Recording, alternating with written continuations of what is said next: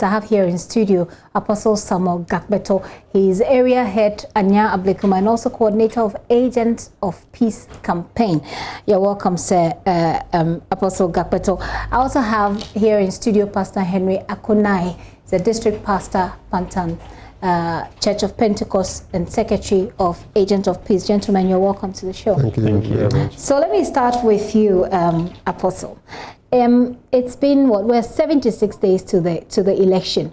What are your observations so far as you know, ensuring that where we are going will be peaceful? Thank you very much. It's a privilege to come your way this way, and thank you for having us here. I think that I'm listening to what is going on in our nation regarding the elections.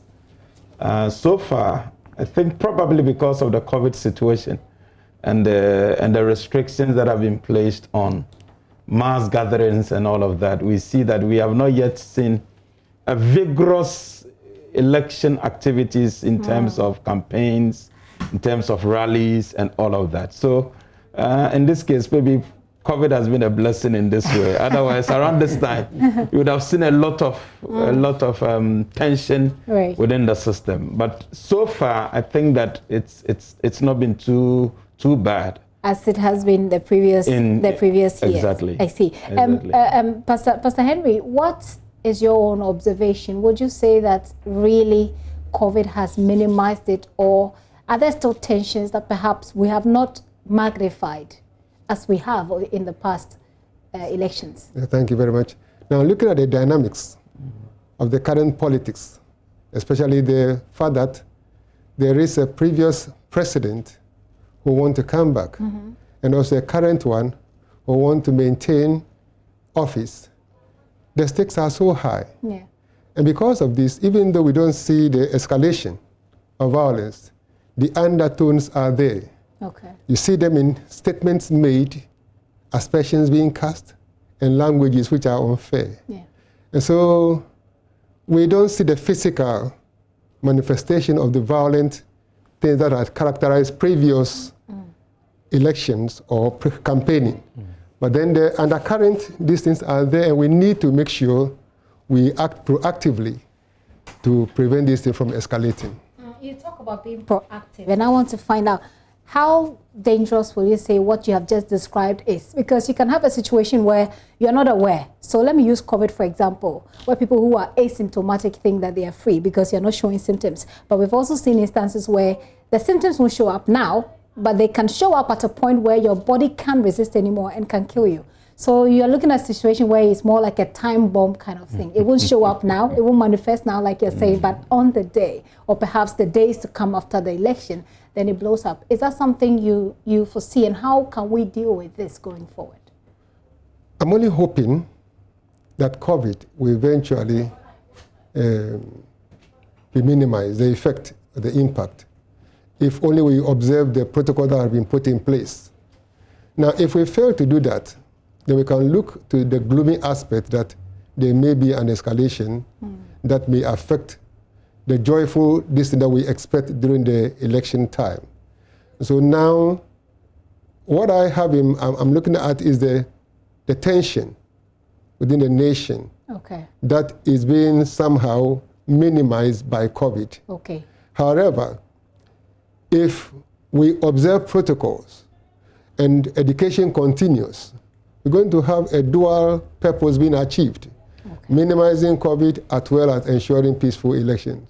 Okay. Apostle Gakbeto, how do you see this? How really, and you are coming from the church, so let me talk about the church. There are so many people who gather in the church. And even though today people can go to church, they're still engaged online. How can the church step in to engage at least the constituents, which is a large number, so that on our part, you know, and when I say our, I mean the church's part, there can be some sanity there?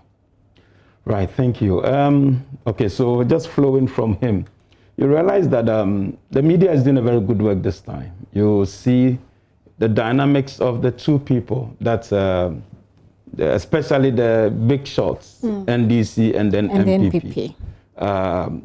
We are doing more of issue engagements. Okay. You have a former president seeking a re-election. This is the first time. And so people are now seeking to look at what are the records showing, and then compare to these records. So there's been a lot of engagement, and we are more into issue-based discussion. So that's what's good. And that's very perfect. What's not good, and how can we deal with that which is not good? Of course, what is not good is everybody is seeking power.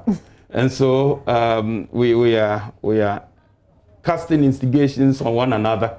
I mean, we are using languages that are not appropriate. And that is where the church's role is critical. Okay. You come to to Ghana, we are about 71.2%. And so what we're doing now is educating the church to see each member as an agent of peace. In other words, if I know how powerful my tongue is and how it can bring violence, then I will have to desist from speaking any uncalled for language. Okay. That would bring a lot of tensions within the system. Okay. So yeah. So using the platforms of the church to educate the constituent of the church is a very important one of the ways step to deal with this. Okay, we wrap up the conversation, but I want to take your final thoughts on and this, Pastor Henry. What we described you as agent of peace, because this is a campaign that you're embarking upon. Tell us a little bit about it and how perhaps people can be involved as we all push the agenda of peace. Thank you very much. In 2016, the church launched the maiden edition of the Agent of Peace campaign to ensure that we play our part towards the 2016 election, before, during, and then after. By God's grace, it went on successfully. And so it became part of our social responsibility approaches to ensure national peace, cohesion, and then sustained development. Because of this, we found it necessary as a church to relaunch or do the second edition this year, 2020, in the hope that as more and more people become aware of the need to work together as a nation, as one people, for common destiny.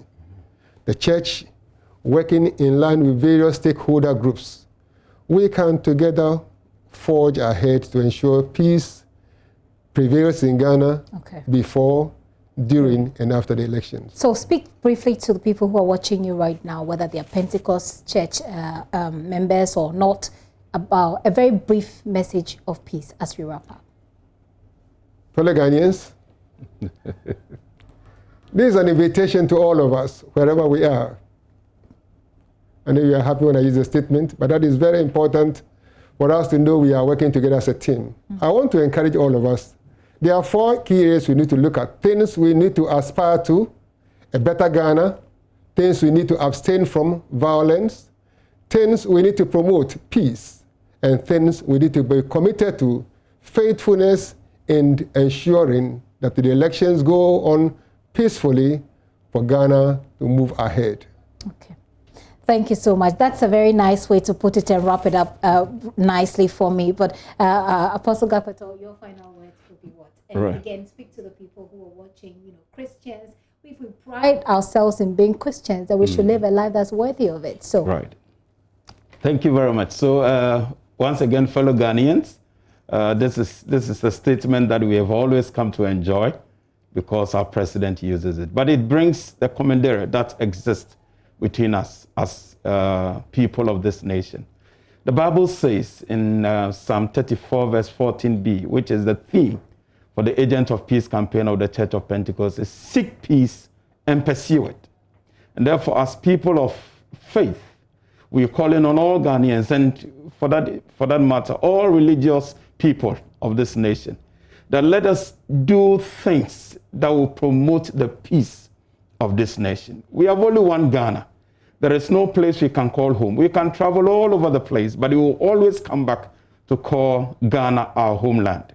And therefore, everything we can do to pursue this peace that God is giving to us, we must ensure that we do it.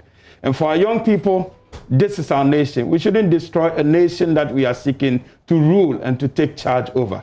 And therefore, let us all be encouraged to pursue peace, to seek it, and to do the things that will ensure its sustainability. And pursuing peace, I have a friend in Sudan who says, look, the things I've seen here, you don't want to experience it. So let's all pursue peace. Thank you so much for coming, gentlemen. Apostle Samuel Gakpeto is area head, Anya Ablekuma, and coordinator of Agents of Peace campaign. Pastor Henry Akonai is district pastor, Pantam Pentecost Church, Church of Pentecost, who joined us for that peace talk. Thank you very much once again.